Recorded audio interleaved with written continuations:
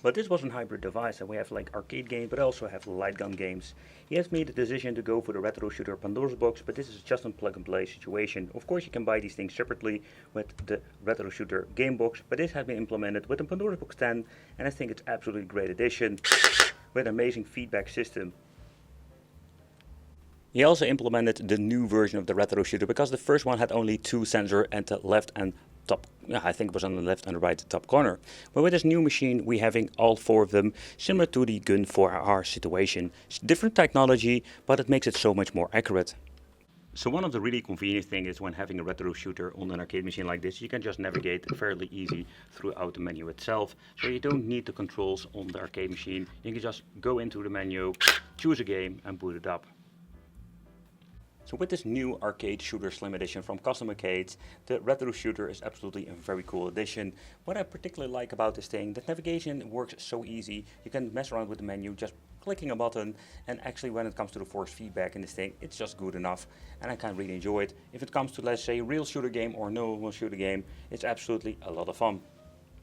But okay, there are only like this particular version. There is no black edition or two blues or two reds. You just have two different colors when it comes to this. Oh yeah! Where the Pandora's box 10 is absolutely a great device. I've noticed that when it comes to, let's say, light guns, we do have some limitations.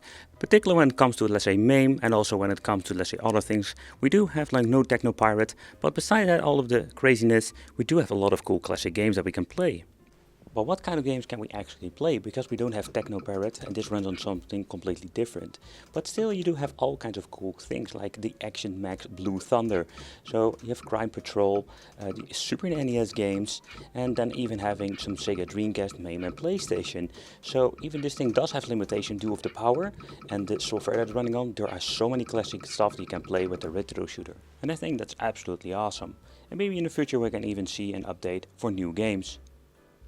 The arcade machine itself comes already with a new version of Pandora's box 10, meaning that we do have the option to swap out, let's say, the game scale and setting it to 6:9 and of course the 4:3. Absolutely great, but also you can turn on and off the crosshair if you just want to have like a different way to play. So a lot of, let's say, options in the game that you're only holding the play one button, getting into the menu and can just switch it on and off if you want to, and the same goes for the game screen scale. But it is one of the things I really love the Pandora's box 10. It's so easy to use and you don't need to be having any knowledge about, let's say, configurations or tinkering. But let's get into some gameplay with the retro shooter.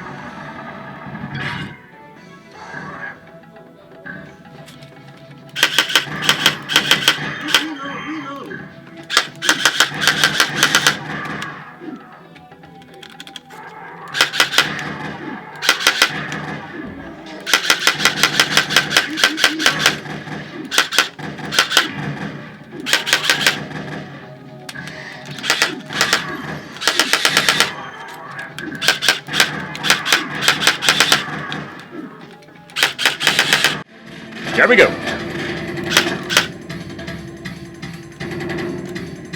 Let's see what button it is. Okay, there we go.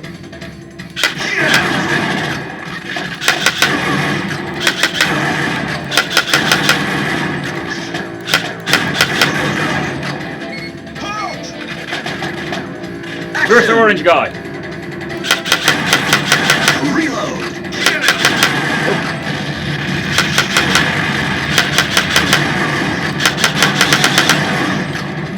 So what's kind of cool is like with some of these, let's say, guns, we needing the machine gun function like this. We can shut it down by doing different configuration on the light gun itself. But with the right game, like the Aliens game, it's absolutely a must-have. Oh yeah.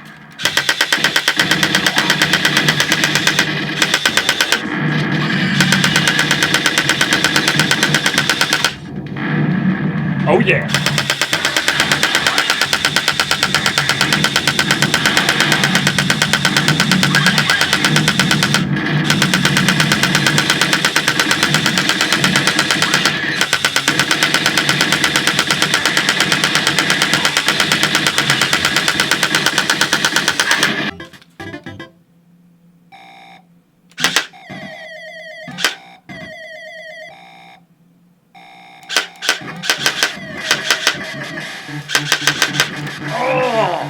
A new addition to, let's say, the Pandora's box then is the laser disc, and those games are quite difficult to play. Oh boy, these games are so freaking cringe. Here we go. Let's see. Woo! I got one.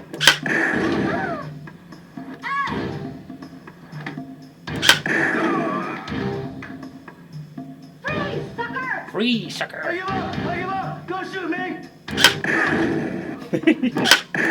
Ah!